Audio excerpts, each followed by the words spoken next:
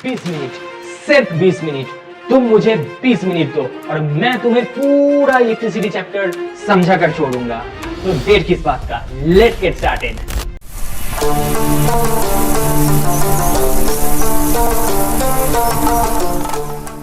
Charge जरूरी है, बहुत जरूरी है। सिर्फ बैटरी को 0 से 100% तक पहुंचाने के लिए नहीं, हमें भी जिंदगी में 24/7 मोटिवेटेड रहने के लिए। किसी भी मटेरियल एटम्स से बनते हैं, दो टाइनी बॉल्स, उसके अंदर न्यूक्लियस, न्यूक्लियस के अंदर प्रोटॉन, और प्रोटॉन के बाहर ऑर्बिट्स में कौन घूमते हैं? इलेक्ट्रॉन्स। इलेक्ट्रॉन प्रोटॉन के पास मास के अलावा और एक चीज रहते हैं जिसको हम कहते हैं चार्ज। इलेक्ट्रॉन प्रोटॉन के पास रहने वाली चार्ज का मैग्नीट्यूड बराबर होती है but polarity opposite, and it's value is 1.6 × 10⁻⁹ coulomb. Yes मेरे दोस्त, coulomb is the SI unit of charge. तो दुनिया के सबसे छोटा चार्ज क्या होगी? चार्ज ऑफ 1 इलेक्ट्रॉन, एंड जितने भी टोटल चार्जेस होगी ना, वो होगी हमेशा इंटीजर मल्टीपल ऑफ दैट 1 ही। एक इलेक्ट्रॉन के लिए चार्ज क्या होगी? 1 ही। 10 इलेक्ट्रॉन के लिए चार्ज होगी 10 ही। 100 इलेक्ट्रॉन के लिए टोटल चार्ज होगी 100 ही। 1 मिलियन के लिए चार्ज होगी टोटल 1 मिलियन इंटू वी। अगर हम जनरली बात करें तो n नंबर ऑफ इलेक्ट्रॉन्स के लिए टोटल चार्ज क्या रहेगी? n ही। Where you must have to remember that n is always integer, और we can say whole number में होनी ही चाहिए, क्योंकि हम एक चार्ज को फर्दर डिवाइड नहीं कर सकते, उसको मार नहीं डाल सकते, काट नहीं सकते हैं। किसी जगह का पॉपुलेशन कभी फ्रैक्शन में आ सकती है क्या? नहीं ना। तो चार्ज के लिए भेदभाव क्यों? और इस चीज को जो कि total charge equals to n into, इसको हम कहते हैं क्वांटाइजेशन ऑफ चार्ज। इसका मतलब वही है, हमेशा इंटीजर या होल नंबर में रहेगी, कभी भी फ्रैक्शन में एग्जिस्ट वो नहीं करेगी। तो n का मतलब क्या होगी? n is the number of charge that should be always in whole number या integer, and is the charge of 1 electron, and capital Q is the total amount of charge. जाहिर सी बात, इसका यूनिट भी कूलम ही होगी, क्योंकि एक electron के लिए चार्ज कूलम है, तो 10, 20, 50, 10 करंट के लिए भी यूनिट कूलम ही होगी। जिंदगी में हमें जैसे मंजिल तक पहुंचने के लिए गोल, सपना, अरमान होनी चाहिए, वैसे ही किसी भी चार्ज को भी कंडक्टर्स के थ्रू फ्लो करने के लिए उसके दोनों एंड में पोटेंशियल डिफरेंस होनी चाहिए। यू नो व्हाट, ये जो बैटरी है ना, ये पोटेंशियल डिफरेंस प्रोवाइड करती है एनर्जी के रूप। मान लो ये Q कूलम चार्ज को A पॉइंट से बल्ब के थ्रू B पॉइंट तक पहुंचने के लिए W जूल वर्क डन या कार्य करना पड़ा, तो बताओ एक कूलम चार्ज के लिए कितना वर्क डन करनी होगी? यूनिटरी मेथड के जरिए हम आसानी से बोल सकते हैं कि दैट इज W/Q, और एक कूलम चार्ज को A पॉइंट से B पॉइंट तक पहुंचने के लिए जितना भी वर्क डन करनी होगी, उसको ही हम कहेंगे उन दोनों पॉइंट्स के बीच वाली पोटेंशियल डिफरेंस। तो पोटेंशियल का डिफरेंस फार्मूला क्या निकल के आया? W/Q, where W is the work done and Q is the charge। तो यूनिट बताओ क्या होगी? W के लिए जूल, एंड चार्ज के लिए कूलम, एंड जूल/कूलम को ही हम क्या कहते हैं? वोल्ट आपके संबंध में वोल्ट। एक डिवाइस है जो कि ये पोटेंशियल डिफरेंस मेजर करती है, जिसको हम कहते हैं volt meter, and volt meter को ना हमेशा पैरेलल में कनेक्ट किया जाता है, जिसके अक्रॉस में तुम वोल्टेज या पोटेंशियल ड्रॉप मेजरमेंट करना चाहते हो। जिंदगी में फ्लो जरूरी है, बहुत जरूरी है, चाहे वो किसी को देख के दिल की धड़कनें तेज होने वाली ब्लड फ्लो हो, या फिर किसी भी कंडक्टर्स के थ्रू चार्ज की फ्लो हो। और ये एक सेकंड में फ्लो होने वाली चार्ज को ही हम कहते हैं current, electric current. As you can see सब बैटरी जिससे Q कूलम चार्ज निकल रहे हैं, तो अगर हम इसको ऐसे मानेंगे कि t सेकंड में Q कूलम चार्ज बह रही है, तो बताओ एक सेकंड में कितना चार्ज फ्लो करेगी? That you can see here Q/t, और एक सेकंड में फ्लो होने वाली चार्ज को हम कहते हैं करंट। सो करंट का फार्मूला क्या निकल के सामने आया? I = Q/t। अगर हम इसका ऐसा यूनिट पूछे तो as you can see that charge unit of charge is coulomb, and time के लिए सेकंड, अगर हम उसको डिवाइड करें तो वो बनेगा कूलम/सेकंड। एम्पियर साहब के रिस्पेक्ट में इसको ही हम कहते हैं एम्पियर। सो ऐसा unit of current is ampere. पता है तुम्हें conventional direction of electric current क्या होती है? ये जो इलेक्ट्रॉन भाई साहब है ना, वो हमेशा बैटरी के नेगेटिव टर्मिनल से निकलकर घूम फिर के फाइनली पॉजिटिव टर्मिनल तक पहुंच जाएगा, and that conventional direction of current is opposite to that of the flow of electron. मतलब इलेक्ट्रॉन क्या कर रही है? नेगेटिव से निकलकर पॉजिटिव तक पहुंच रही है, तो करंट की डायरेक्शन क्या होगी? पॉजिटिव से निकलकर नेगेटिव तक। ये हमेशा याद रखना। वन डिवाइस कॉल्ड एमीटर, जिसको सीरीज में कनेक्ट किया जाता है, जो कि करंट फ्लो को मेजर करती है। जैसे कि पैसा बढ़ने के साथ साथ समाज में हर किसी का रिस्पेक्ट बढ़ जाता है, कमाने का तरीका कुछ भी हो, वैसे ही कांस्टेंट टेम्परेचर में किसी भी कंडक्टर्स के दोनों एंड में पोटेंशियल डिफरेंस बढ़ने के साथ साथ उसके थ्रू करंट फ्लो भी बढ़ जाती है। तो we can say current is directly proportional to the potential difference at constant temperature, क्योंकि टेम्परेचर के परिवर्तन के साथ साथ चीजें भी गड़बड़ हो सकती हैं। सो जैसे कि देखो, प्रोपोर्शन की इक्वल करने के लिए कांस्टेंट टर्म से मल्टीप्लाई करना होगा, 1/r से किया, और क्रॉस मल्टीप्लाई करने के बाद जो निकल के आया वही है हमारे ओम्स लॉ। ओम्स साहब का लॉ है ये, V = I × R। अगर हम R का यूनिट भी पूछेंगे तो R = VI। You know that unit of V इस पोटेंशियल डिफरेंस के लिए क्या होती है? वोल्ट, एंड करंट के लिए क्या होती है? एम्पियर, एंड वोल्ट/एम्पियर को ही हम कहते हैं ओम साहब के रिस्पेक्ट में। So ohm is the SI unit of resistance, and this R is that resistance. और ये रेजिस्टेंस जो है ना, कंडक्टर्स के थ्रू करंट फ्लो को अपोज करती है। बेसिकली तुम्हारी इच्छाएं के खिलाफ जाने में जैसे तुम लोग विरोध करते हो, वैसे ही कोई भी कंडक्टर्स, कोई भी इलेक्ट्रिकल अप्लायंसेस उसके थ्रू करंट फ्लो को भी अपोज करती हैं। अगर हम ग्राफिकली ओम्स लॉ को रिप्रेजेंट करेंगे, सो ये बनेगा एक straight line passing through the origin अगर हम इसके स्लोप के बारे में बात करेंगे तो स्लोप क्या होती है, tan थीटा क्या होती है, perpendicular by base, and for this particular graph perpendicular कौन है, v, बेस कौन है, i, and you know v by i को हम लिख सकते हैं रेजिस्टेंस। इसका मतलब vi ग्राफ का स्लोप किसके बारे में बताते हैं, रेजिस्टेंस के बारे में। इसका मतलब जिनका स्लोप ज्यादा है उनका रेजिस्टेंस ज्यादा, स्लोप कम तो resistance come. What is slope sir? Slope is basically the angle made with the horizontal। इसका मतलब ये जो है ना, इसका देखो स्लोप जो भी है, अगर मैं ये ऐसा कुछ ग्राफ बनाऊंगा तो इसका स्लोप बड़ा होगा, और ये जो ग्राफ बनाया ना इसका स्लोप क्या है बोलो, कम है। बाल से नाखून, शरीर के किसी भी हिस्से से स्पेसिमेन उठा लो, डीएनए स्ट्रक्चर नहीं बदलेगी। वैसे ही दुनिया के किसी भी कोने से एक पर्टिकुलर मटेरियल को उठा लो, उसका रेजिस्टिविटी नहीं बदलेगी। सो हम कह सकते हैं कि resistivity is the core property of the material, जिसको हम डीएनए, मटेरियल की डीएनए बोल सकते हैं। बायोलॉजी टीचर के पास जाके ये सब मत बोलना, उनका हार्ट अटैक आ सकता है और मैं किसी के मौत की जिम्मेदारी नहीं उठा सकता हूँ। किसी भी कंडक्टिंग वायर के पास ना रेजिस्टेंस होती है, वो अपोज करती है करंट फ्लो को, जिसके बारे में हम अभी बात कर चुके हैं। तो जो रेजिस्टेंस है ना किसी भी कंडक्टिंग वायर को, अगर हम इसको जूम करके देखेंगे तो ये बेसिकली क्या है, देखो सिलेंडर ही है ना, तो सिलेंडर के लिए क्या लेंथ होती है, जाहिर सी बात। और एक चीज होती है एरिया। भाई साहब ये जो एरिया है ना, ये टोटल सरफेस एरिया भी नहीं है और कर्व सरफेस एरिया भी नहीं है, इसको हम कहते हैं क्रॉस सेक्शनल एरिया। ये वाला जो हिस्सा निकल के आएगा उसको ही हम कहेंगे क्रॉस सेक्शनल एरिया। तो जो भी रेजिस्टेंस है, अब देखो वो कौन कौन सा बातों पे डिपेंड करती है, directly proportional with length, inversely proportional with cross sectional area. अगर हम इसको कंबाइन करेंगे तो ये बनेगा प्रोपोर्शनल L बाय A, और प्रोपोर्शन इक्वल करने के लिए कांस्टेंट टर्म चाहिए जो कि है रो। ये जो सिंबल है ना इसको रो कहते हैं हम, जिसका नाम है क्या, रेजिस्टिविटी, जिसके बारे में हम अभी बात कर रहे थे। तो रेजिस्टिविटी की यूनिट क्या निकल के आएगी, देखो रेजिस्टेंस की यूनिट हमें पता है ओम्स लॉ के जरिए, तो ohm into metre square by metre, तो आंसर निकल के आया ओम इंटू मीटर। अब तुम्हारा मन में डाउट आ सकते हैं, सर व्हाट इज रेजिस्टिविटी। ये रेजिस्टेंस और रेजिस्टिविटी में से ना, resistivity is the core property of the material, क्योंकि तुम दोनों अलग अलग मटेरियल के रेजिस्टेंस से ले सकते हो लेंथ एरिया को चेंज करके, बट तुम कभी भी दोनों अलग मटेरियल की रेजिस्टिविटी को सेम बराबर नहीं कर सकते हो। इस associated with atomic structure of the material. एक चीजों पे रेजिस्टिविटी निर्भर करती है, वो है टेंपरेचर। टेंपरेचर बढ़ाने में रेजिस्टिविटी बढ़ेगा और घटाने में घटेगा। लूटने वाली जीएफ द्वारा किए गए लूट की साम जैसे बीएफ से लूटे गए पैसे के साथ बराबर होती है, वैसे ही total potential drop across all the resistance battery के अक्रॉस पोटेंशियल के साथ बराबर होती है। रेजिस्टेंसेस कौन सा कॉम्बिनेशन में है ये जानने के लिए सबसे पहले काम करो, ये जो पॉजिटिव टर्मिनल है ना बैटरी के, उससे करंट को हमेशा निकाला करो और उस करंट को घुमा के फेरा के नाचक के गाया के नेगेटिव टर्मिनल में वापस ले आओ। और इस जर्नी में जितने भी सारे रेजिस्टेंसेस में से करंट सेम थी, उतने सारे रेजिस्टेंसेस सीरीज कॉम्बिनेशन में। चलो करते हैं। तो करंट को हमने क्या किया, पॉजिटिव टर्मिनल से बाहर निकाला, एक ही तो रास्ता है। तो इसमें भी ये जो R1 रेजिस्टेंस है ना, इसके अंदर इसके थ्रू भी आई करंट, R2 के थ्रू भी आई करंट, R3 के थ्रू भी आई करंट। तो हम क्या कह सकते हैं, ये तीनों लुटने वाली रेजिस्टेंसेस के थ्रू करंट बराबर है। और जब भी 2, 3, 4, 10 रेजिस्टेंसेस में से करंट बराबर होगी तो हम मानेंगे उतने सारे रेजिस्टेंसेस सीरीज कॉम्बिनेशन में है। बैटरी के अक्रॉस पोटेंशियल ड्रॉप क्या है, V, और वो हर एक लुटने वाली की लूट क्या है अभी हम जानेंगे। जैसे कि तुम जानते हो तीनों के लिए करंट सेम, तो ड्रॉप क्या होती है, IR, ओम्स लॉ के जरिए V equals to IR। But इसमें करंट तो सेम ही थे, तो I ही रहेंगे। ऐसा नहीं R1 के लिए I1, R2 के लिए I2, करंट सेम है मेरे भाई, उसको तोड़ने का कोई जरूरत नहीं है। बट इंडिविजुअल रेजिस्टेंसेस के लिए, जैसे कि पहली लुटने वाली, पहली वाली के लिए ड्रॉप क्या आएगी, I इंटू R1, दूसरी वाली के लिए ड्रॉप I इंटू R2, तीसरी वाली के लिए ड्रॉप I इंटू R3।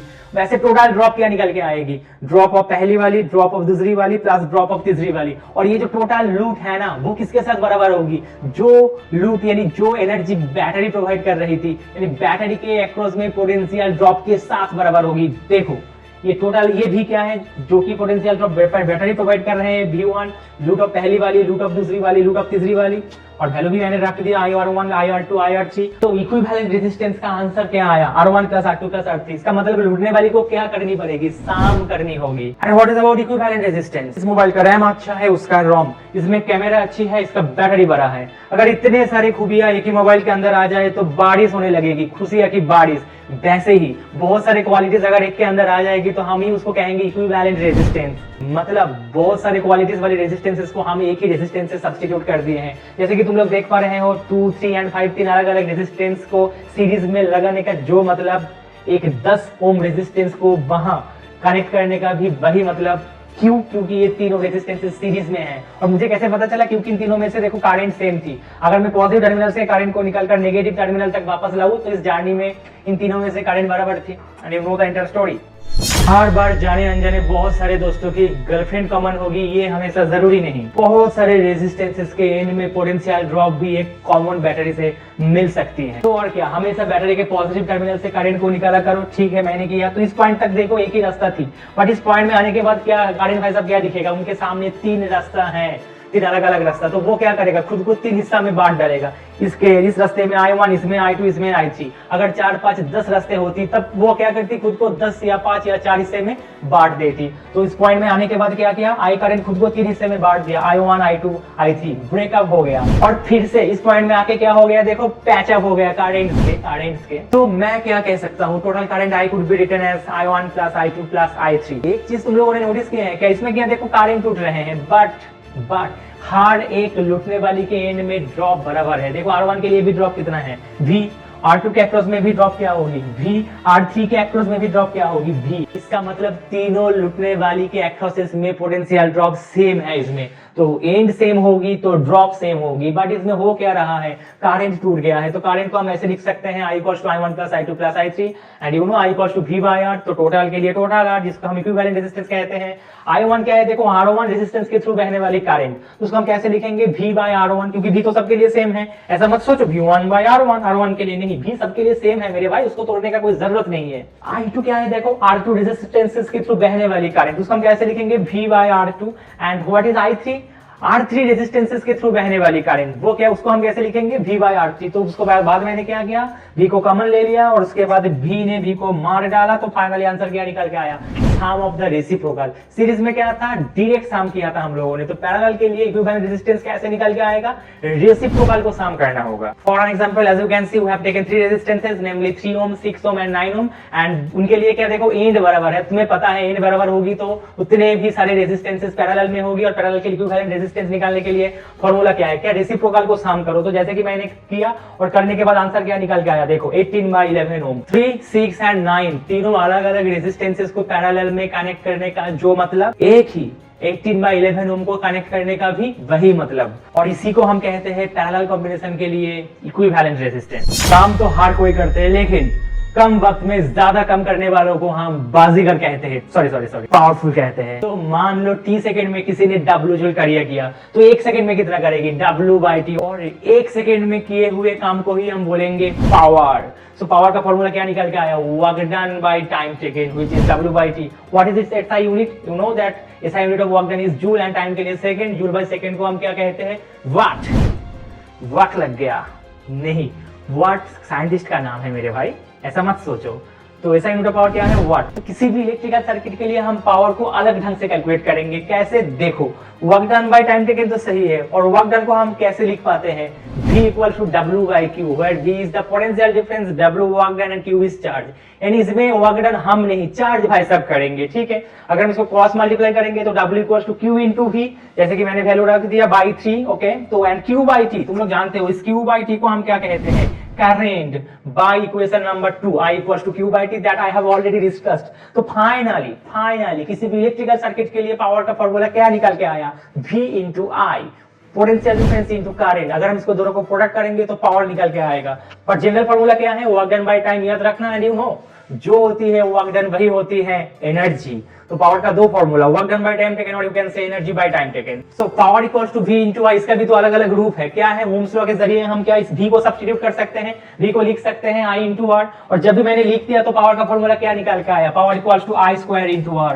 और एक दूसरा फॉर्मूला भी है, क्या मैंने इस I को भी लिख सकते हैं in terms of Ohm's law. अगर हम I को लिखेंगे ओम्स लॉ के जरिए तो I क्या बनेगा, V बाय R। तो अगर हम V और V को गुणा करेंगे तो ये बनेगा V स्क्वायर बाय R। तो पावर का बेसिकली 3 फॉर्मूला है, V into I square into R, और क्या है V स्क्वायर बाय R। कब कौन सा फॉर्मूला को लेना होगा वो मैं नहीं, सवाल बताएंगे। सिर्फ लड़के या लड़कियां हॉट नहीं होती, ज्यादा वक्त के लिए करंट बहने पे चीजें भी हॉट हो जाती हैं। जैसे कि तुम लोग जानते हो कि पावर का फॉर्मूला होता है work done by time, and जो होता है वर्क डन वही होती है एनर्जी। तो हम लिख सकते हैं power equal to work done by time taken और एनर्जी बाय टाइम टेकन। अगर हम इसको क्रॉस मल्टीप्लाई करें तो एनर्जी का फॉर्मूला क्या निकल के आएगा, पावर इनटू टाइम। और देखो मैंने ऑलरेडी पावर के लिए 3 अलग अलग फॉर्मूला बना के रखा है फॉर एनी इलेक्ट्रिकल सर्किट, जैसे कि power equals to V into I, और भी इसका 2 रूप है, एक है I square into R and the तीसरा रूप है V स्क्वायर बाय R। अगर हम पावर को लिखेंगे I स्क्वायर इनटू R और इस वैल्यू को यहाँ पे सब्स्टिट्यूट कर देंगे तो देखो P के जगह हमने लोगों ने क्या लिखे हैं, I स्क्वायर इनटू R, और T तो वैसे ही थी, तो जो भी एनर्जी था ना उसको फॉर्म क्या निकल के आया, I square R into T। And ये जो एनर्जी है ना ये basically heat energy, and you know that heat is the form of energy. किसी भी इलेक्ट्रिकल अप्लायंसेस के थ्रू करंट बहने में वो हॉट हो जाती है, चाहे वो तुम्हारा पंखा, AC, फ्रीज, गीजर और कोई भी इलेक्ट्रिकल अप्लायंसेस। तो देखो जूल हीटिंग से हम क्या क्या बोल सकते हैं कि जो भी हीट एनर्जी प्रोड्यूस्ड होगी ना वो करंट के साथ नहीं, स्क्वायर ऑफ द करंट के साथ डायरेक्टली प्रोपोर्शनल, रेजिस्टेंसेस के साथ भी डायरेक्टली प्रोपोर्शनल एंड टाइम के साथ भी डायरेक्टली प्रोपोर्शनल। जितना ज्यादा वक्त के लिए चलेगी उतना ज्यादा हॉट होगी।